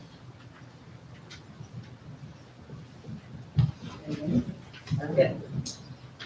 Yeah, I could say the same thing. I definitely, I feel like you've worked the numbers 8 ways from Sunday for us, and then explaining it to us so that we understand. I did have one question, and I think this is part of why we're at where we're at, is that the compounding, and is there any math teachers? Lots of them. All right. Right, that if you are working off percentages, right? And so if you have a lower number in year one, and you're going off that percentage, then you're gonna have an exponentially increasing gap. And so I guess my question is, does state aid tie only to state aid, like whatever we get from them and the percentage is based on that, or we go to the tax cap, the governor said, oh, you got all this fund balance, why don't you use that, you're sitting on all this money.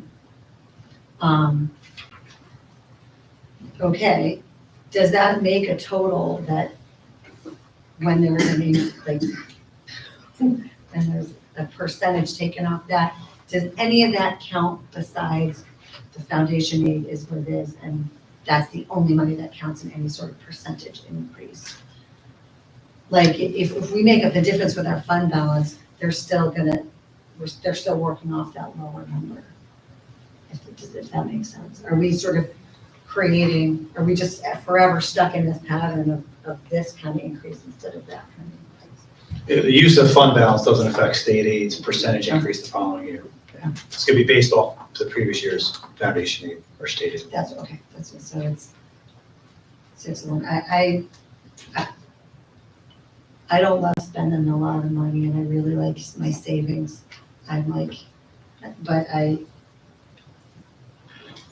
There's certain things you're meant to spend money on and programs that, and I gotta say, it sounds ridiculous when we're kind of facing what we're facing, but there was a moment, especially like 2 months ago, when that budget came out, and I still feel like we were sort of set up for this. We're set up to sort of be grateful for zero, and that's another issue. But there was a list of potential cuts that were in my head that kept me awake all night long. This is going to keep me awake too, but that is not even remotely what I was afraid of. I don't love it. I like small classrooms. You guys have all heard me talk about early childhood, and so I get that. But I appreciate the work you guys have done to make it to ease the head as much as we can. Michelle, you have another question? Go I ahead. have one more question, I'm sorry. If you No, guys okay. want to leave, you can leave. Yeah. I wanted to clarify something, Jim. On the mandated special education edition, 55,901, is that part of like the CSE, or is that's not considering the the AIS, right? That's a total separate Correct. line item. Correct, yeah, the AIS teachers are They're not different than the considered special the education. special education, right? Yeah, this would be, again, it's based on student need, it's gonna be incoming kindergarten as well as kindergartners going first grade. A class that we feel like we need to kind of design for them, some significant communication needs, as I said, so it's. So this is the one that we like legally have to Yeah. abide by them. However, they won't fund it. There's no grants, there's nothing to fund it. And then we get in trouble if we don't meet that need. But we get added that expense to make it happen at all costs. Yeah, I mean, it's our job to educate them to the best of our abilities. Part of this is making sure we have the proper program for them and doing it the right way, right? There's all sorts of things you can do with outplacing kids or maybe doing programs that maybe aren't the best. This is a class that we feel is the best for the kids, given the needs that they have. And not just them, but the students in the grade level, they could all be successful. So it's the combination of, I guess, a few things, but really a mandated need-based decision. So. I mean, obviously, we want to give the kids what they need. I'm more frustrated with the state in general, like creating these mandates, holding us legally responsible, aside from just morally responsible, but legally responsible for something, and then cutting funds on top of it, and then not providing a way and a means. I want to make sure another reason to be fired up at them right now.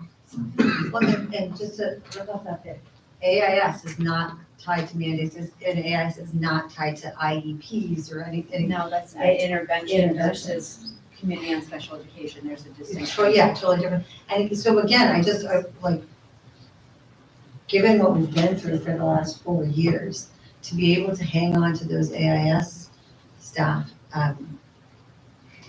is really, you can't teach, I like you guys, not you guys, teaching kids who don't have the wherewithal to be in the classroom and to get what's being taught is just, putting good money after that is not the right decision. But we don't want to waste anybody's time, and we want to make sure that kids are ready to learn. So, having this, doubling what we thought we would get in elementary school, which again, you guys know my early childhood thing, so I do appreciate that part. I've said my piece. It's rock frustrated. Maybe do that. I'm good. It's okay. It's okay. We can shout into the wind. Yeah. And there's a It's lot as good of- as it's gonna do, because nobody at the state level is listening to it. Well, I'm gonna take this opportunity again. There's a link at the top of the website. We have a community forum coming up. One of the things that we're afraid of here is that we don't know what the remedy is for this in 2 years and 3 years. Like, if there is 2-3 more years of the same kind of shenanigans, I don't know, well, that's not a word that is, offensive, but we don't see what the remedy is. So they're probably really sick of listening to us. So everybody who's listening, if you're watching on the YouTube, or my kids got mad at me for saying the TikTok. I called it the TikTok the other day, they were more than click on that, come to the community forum, and they're way more interested in hearing from the general public than from us at this point, I think. And so that, 2024, 25 might be a foregone conclusion, but we're gonna need this in 25, 26. We're gonna need it in 26, 27. So this isn't going away. So on that high note, Jim, you good? We're good. If you have any questions or information you want prior to the next meeting, just send me an email so we can provide it. Thanks, Jim. Thank you. And thanks for all your work, Carrie, and everybody, the whole institution. Not everyone's favorite. Just to point out, my frustration is not with the administrators. I know you guys are doing the best you can. I'm just beyond done with the state. Okay, public comment period, the first, I think Shakespeare. These are public comments limited to items on this evening's agenda. I do have one blue sheet, and that is tonight's topic that is on tonight's agenda. So I'm going to invite Sarah Diaz to come up for her statement.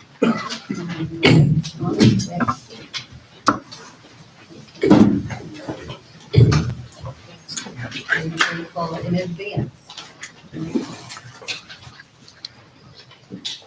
Didn't have time to print this, sorry. When Rich and I were building our house almost 20 years ago, it was just about this time on the calendar. The weather then could best be described as a multi-week monsoon. I was pregnant with Emma, very eager to move in on one particular rainy day. As we waited for our foundation to be poured, our mason called my husband to let him know that it was slightly uncomfortable for him to have me standing and glaring at him as he stood in the foundation hole with his hip waders on.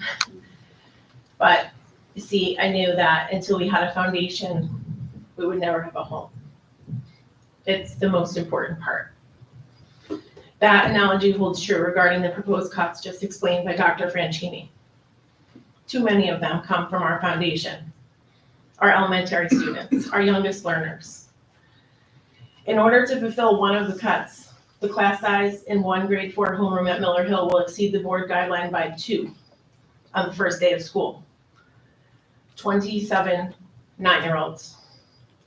You don't need to be a teacher to know that that number will grow before long, much closer to 30 by December, I'm sure.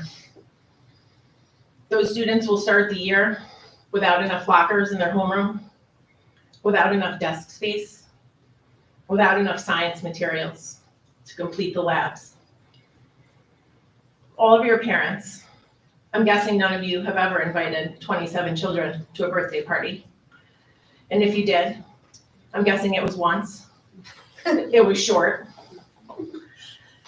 It was, lost my spot. It was short, you remember it well, and you never did it again. There's a reason for that. That's a party. Not the very place where our young learners are supposed to be learning how to be a student, to be a friend, and dare I say, to read, to multiply, to estimate, to make inferences. The impact this reduction will have on those vital skills will be devastating and long-lasting. Our foundation will crack, and our structure will start to crumble again. I likely don't need to remind you that 13 years ago, we just about liquefied that same foundation, cutting 20 elementary teachers with a scythe, closing 2 buildings as well. We've only just barely recovered from that. Make no mistake, this is not a temporary 1-year patch. These reductions will have lasting effects as class size bubbles float and teachers are bounced from grade to grade, building to building, juggling new curriculum and new testing mandates, never being able to stay long enough to feel confident in their own craft. Your guideline is in place to prevent this from happening. While I understand the limitations forced upon you, I feel gratitude for the transparency in the budget process and appreciate the time spent working on all of this. I truly believe that in a district this size, there has to be another more reasonable way. Thank you, Sarah. I appreciate your very succinct and clear commentary. 3 minutes. Oh, every time. You're like, No practice. dare I say, a roll on. Not the first or the last to say that. Okay, here, gentlemen, hand that to me before I walk away. Okay. That's all the blue sheets I have for now. So, much less interesting for the meeting. I just need a motion to approve the minutes of February 26, 2024. That's Megan first, Michelle second. Any discussion? Okay. All those in favor? And if it's okay if I just check, there is one more public comment period for items not on the agenda. Anybody's welcome to stay. We like to see business besides our own, but of course, it's going to get considerably less interesting. I need a motion to approve the consent agenda 6, 7, and 8, business, personnel, and special education. Megan first. Jesse, second, commentary on consent. Jeff. I have a couple things. First, I wanted to thank we actually got a donation from the state ed department. So I wanted to thank them for their donation. I also wanted to thank, the establishment of a new scholarship,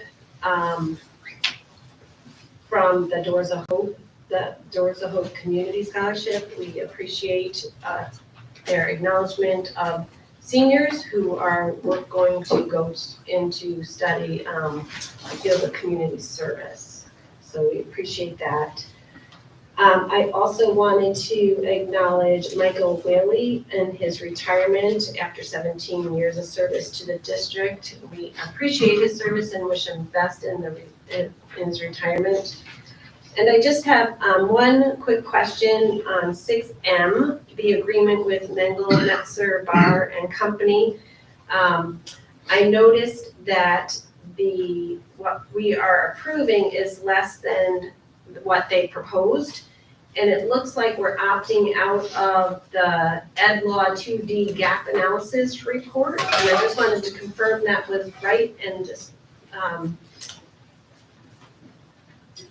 that we're not going to have him or that firm do that service and make sure that's a correct assumption and try to understand why we are reducing what they proposed. Yeah, we could have a why. So Ed Law 2D is a fairly new law that the state put out regarding student data privacy. There are a lot of guidelines because it's new. There's been a lot of work groups, so we actually get a lot of support from NERC through that. And because it's new, we're in pretty good shape overall as a district.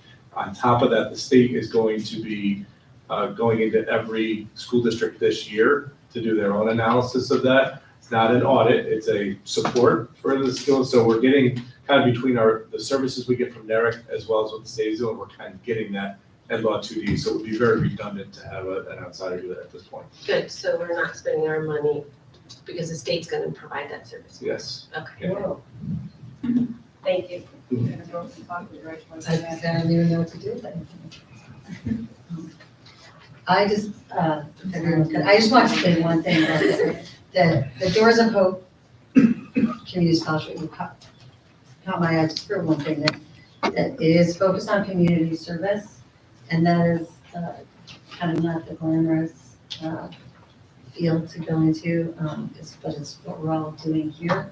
So I just want to appreciate that there are entities out there that recognize the importance of community service as a field and as a vocation. So that was all. All right. Hearing no more discussion. All those in favor of passing consent agenda? That is unanimous. Nope. Good. All right. Policy items. First reading for 4327, homebound instruction. I know that we had some commentary, Jim, or Ken. Go ahead, Jess, did you want to say? I'll bring you. Oh, no, we had some Sorry, that's my fault. a discussion, because I think Adam raised a question, and he's really good about reviewing the policies and then bringing his questions forward. And so we had some potential updates to this one. So can you just review those quickly?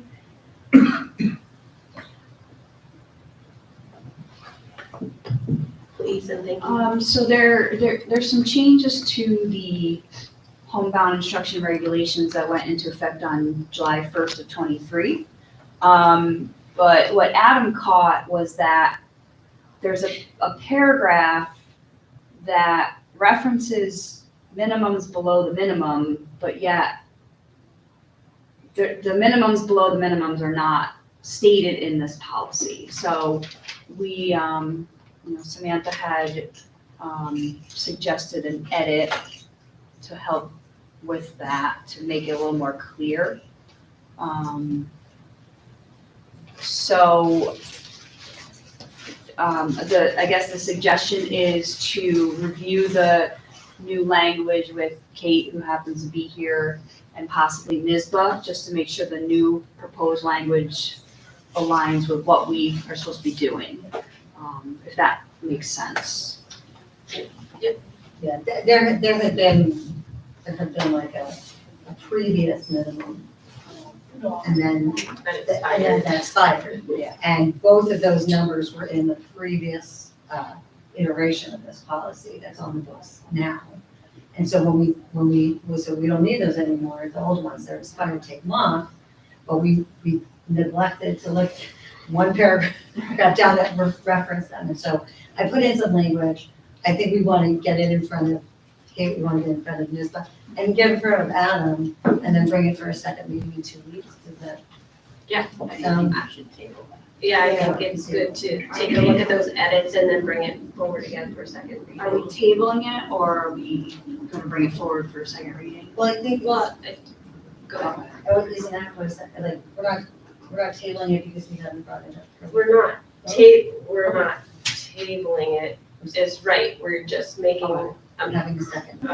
edits to what we have in front of us, and then we'll bring it back with the edits once they're fully vetted to the board again for a second reading. Does everybody Yeah. feel that? Okay.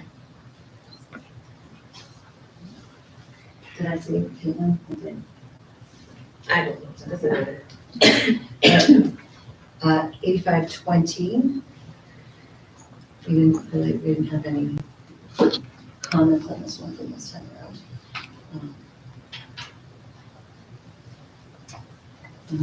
I had a question. Bring it on. 8520, yeah, we produced lunch. Remind me, go on. It says the forms are on the district's website. I know we've talked about this before, that people are proud sometimes to like ask. So if they don't want to go into the main office and ask for those forms, Jim, is that somewhere that they are like easily available to find? I mean, I don't even know if they would have able to print if they qualify for those anyways, but my comment is, can we make sure that those forms are easily available for the community to get to? Not going like on a wild goose chase on the website trying to find something. If they need it. I don't know, you guys know if there is a problem in the community or if families need help, but the other question I had was the food service director. Who is that?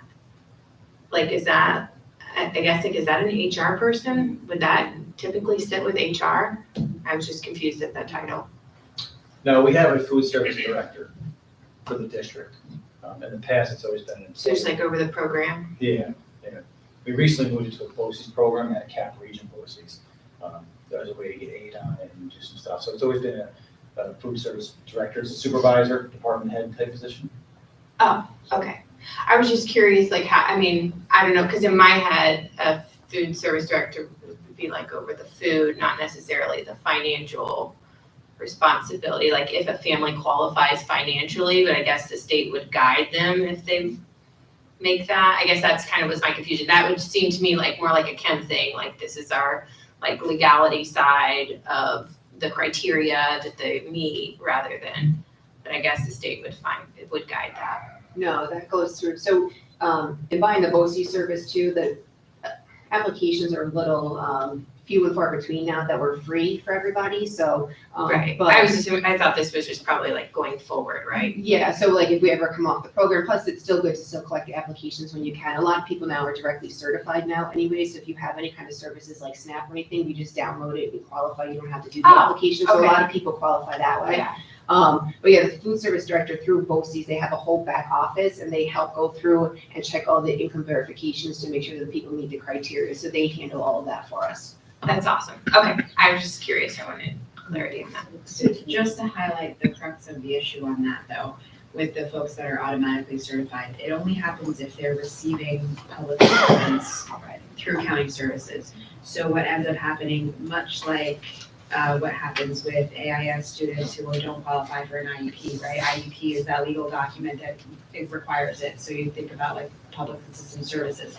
AIS students have a need, but don't necessarily have a diagnosis that qualifies them. In this case, there is a whole swath of our community that maybe would qualify for free and reduced price lunches economically, but economically do not qualify for public assistance services. So they don't qualify for SNAP, or they don't qualify based on income, because the income requirements for those benefits are really, really very low. So you have people that are essentially working poor in the community. They would still have to submit the paperwork for that. That free and reduced price lunch percentage is something that drives our foundation aid. So that is a factor for how our foundation aid is calculated, and we have a whole swath of our community, as I imagine other districts have within their community, of people who don't fill out the paperwork for a variety of reasons, and so therefore are not counted in the tally. But again, just to, I think. Sorry, not relevant to the policy discussion, but important. No, that's, no, it's, but I think like there's, you know, again, apropos policy discussion, that the pushing out of the information to families as well, it's not passive, like, right, it's not like, oh, check it out on the website, it is, you know, a regular 3 times a year review of a list, and then pushing us to potential families who may or may not opt in, but the information is proactively given to them per the policy.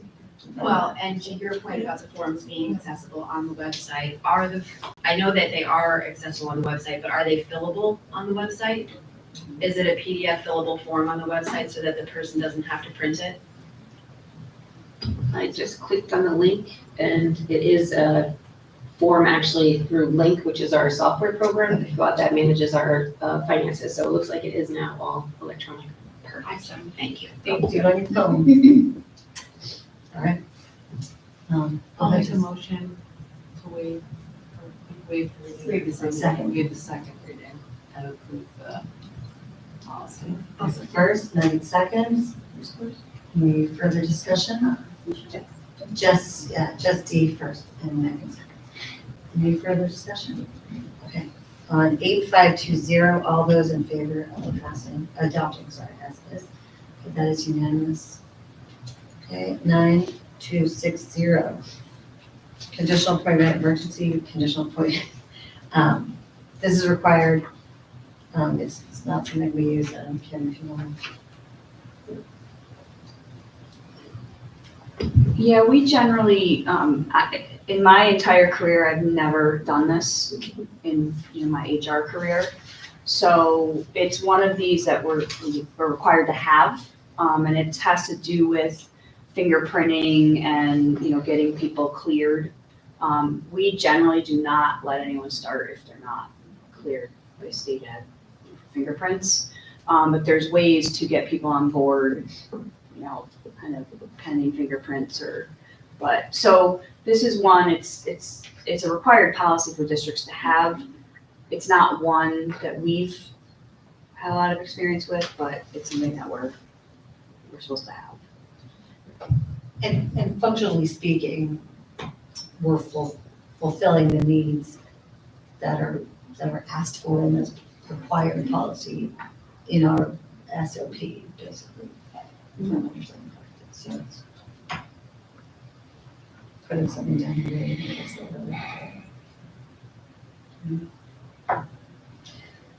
It's very short, thankfully short. If anybody is interested, go ahead. I'll move to waive second reading and adopt as written. We have a second on that. Just D seconds. Any further discussion on 9260? All those in favor of adopting 9260 as is, that is unanimous. Policy, it's done. Second public comment period for items not on the agenda. I have your blue sheets. Can I? Yes. Yes, and then just do your blue sheet afterwards so we catch your, yep, and on over, you got 3 minutes. I'm sorry, was that me? I don't plan to be here for 2 minutes. This makes me freak out even having to do this, but I just wanted to say, so over the last few years, my students and I have been advocating for a unified bowling team in the district. And I didn't push it because I know budget is crazy, but I think it's just as important as the girls wrestling. So for girls to be able to wrestle, for kids who have disabilities, medically frail disabilities who can't participate in unified basketball, have the option to participate in a unified bowling. It's only, just so you know, it's 1 month a year, and approximate cost, and I'm just pulling this out of my head, is probably about $2,000. So I just wanted to put that out there. That was it. I'm sorry, what's your name? Oh, sorry, Kelly Ryan. I'm the special ed teacher at the high school. Thanks, Kelly. Just check in with Yeah. Linda. She'll have the, and we'll get your info and take the response to it. Thank you. Have a good night. Get home safe. Who's ever waiting? Okay, we're over to board member reports. We have our student chat. We haven't seen you. I just have a couple things. This past weekend, we had our spring musical. I wasn't able to go, unfortunately, but everybody that I talked to who went said it was great, and everybody involved worked really, really hard on it. Mr. Keeley's kind of already covered anything that I would have talked about the warrior renaming status, but our student leaders are working really hard, and we're super excited to, move forward from it. And then just the last thing, girls basketball team is playing on Friday. So if you're available, please show out for your support. So.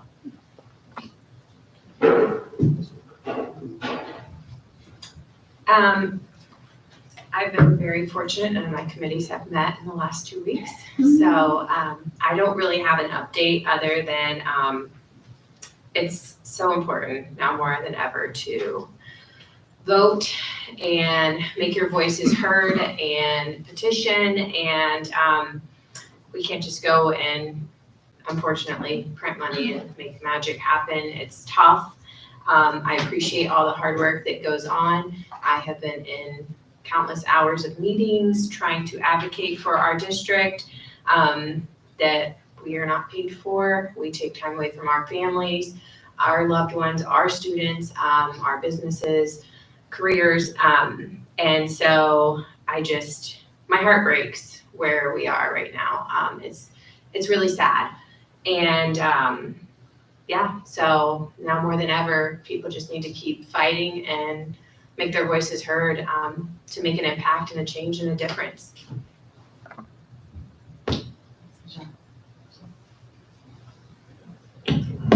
Kind of to echo what Michelle said, I'm upset about next year, but I'm terrified for 5 years from now, because if we can't get any addition to funding with all of the efforts that our admin has made and my fellow board members have made, and based on the numbers that we saw up there, I think that it's going to be, say, like a rough decade, but honestly, it's not. I think this is only the tip of the iceberg, and I don't really know what to do about it. I try to think about ways to go around it, but without the state funding, the only other option is to try to go over the tax cap. And I think that while we're not headed there this year or next year, because we have the reserves, I think that may be our only option in the future. And that's something that we need to start as a community coming to terms with. That's all.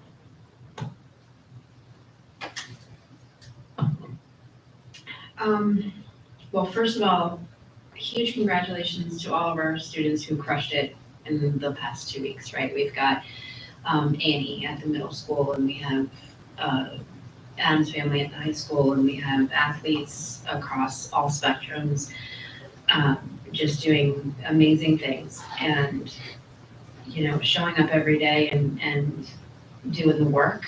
Our student leaders who are working on the warrior renaming, I want to acknowledge how hard this has to be.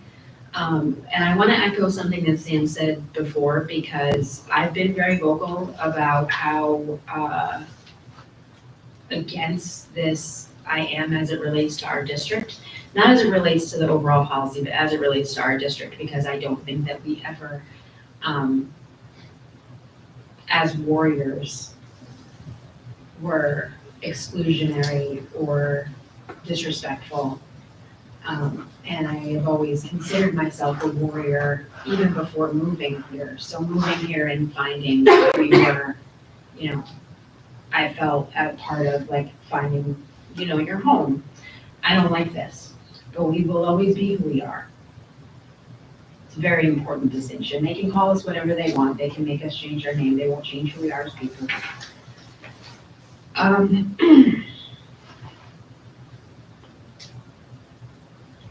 As it relates to the budget, I know we're supposed to vote on a number.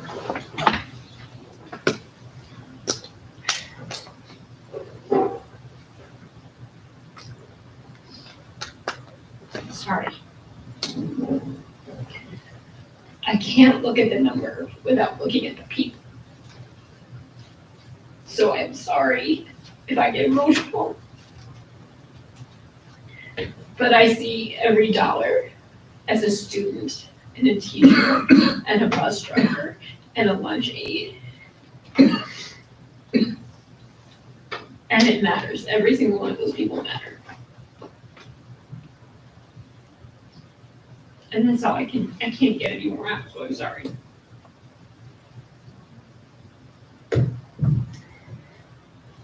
We appreciate your passion, Dave, because we all feel it. We all manage it different ways and it hits us at different times, so it's okay. It's okay. Because you care. I do want to say again how much, I know I say this every time, but especially the advocacy committee, how much I appreciate your time and your efforts and all that you've been doing to work through that and then make it easy for the rest of us to click a link and send, and click a link and send. So I appreciate that very much because it is very important, because that's what we can do is, as Michelle said, you know, continue to raise our voices. I just want to say I didn't get to see Annie, because first of all, middle school is always sold out tickets, but I did get to see the Addams Family and I was blown away. It was amazing, so good. All the characters were fabulous. It just, I was like, okay, I'm gonna go, because I like to go to these things. Far exceeded, I have expectations because I've gone to them in the past, but it far exceeded that. And kudos to all those involved, because I know it was a huge undertaking, supported by many at the high school in many different areas, but even community members who were part of the pit band. It was just incredible, and they did a wonderful job pulling it all together, and I just wanted to say congratulations to them. And that's all I have for tonight. I did make it to both, and it was such a fun theater weekend. Not to overshadow girls basketball. In the intermission, whatever that, I managed to have a little chat with Miss Christie, and she, I don't know how we got onto this so quickly, but if you saw the Addams Family, this was like really heavy on the costumes and makeup. This was not like, I don't know what else you could do, like rent, that's like wear some ripped jeans, you're good to go. But this was like no joke in the makeup department, like seriously. So we got talking about the student artists, crew who did the makeup. And Miss Christie said, I was talking to them, not just about, oh, it looks so great and what a great job you did, but the professional level of what they're doing. And so Miss Christie was telling them, you can, as soon as you're old enough to start a business, and you can do weddings, and you can do events, and you can make money at this, and you can go, you can go and do this as your vocation. And the fact that she's not just, it's not just a moment and it's cool music and it's cool sets and it's a funny story and the actors are just outrageously amazing. And the music is fantastic. It's that, this is something that you can do with your life if you get good at it, right? You work hard and you do the best you can, and And then you get to a point where you can say, I can make, and so I appreciate that the teachers aren't, like, okay, good luck to you. It's instilling sort of a vision and a sense of what comes next, and honing of a skill that's gonna be college and career ready in like real time. And so I just appreciate it. I mean, literally, it was a conversation that took less time than it's telling me to tell you about it. But it was just really like a moment that sort of exemplified just how awesome all the staff here is. So I just wanted to put that out there. And I'm just gonna say it again. Click on the link. If you have family or friends, like outside Syracuse, the southern tier, the south side, the south shore of Long Island, these are other communities that are getting hit by this budget, and by formula that's completely wackadoodle. And I don't want them to go back to the formula that fixed the formula so it doesn't ding us for walking the edge. But talk to your family members in other communities, especially ones, who can get access to their elected officials. Because we got 3 very engaged folks coming on Wednesday night, but there's a lot more folks on. We got one email about the Ways and Means Committee, and that's who I want to sit down and have a coffee with. And then introduce them to Miss Christie and the students working on Name Chase and Miss Dale. So that's what I want to do. That's what everybody else should do. So go into your Rolodex, another old reference. I'm gonna stop talking because it's late. You probably want to go home. Megan is gonna make a motion to adjourn the meeting. Everyone's gonna second that. Michelle's gonna second it. All those in favor? Michelle, you want to go out here? That's unanimous. Good night, you guys. Thank you.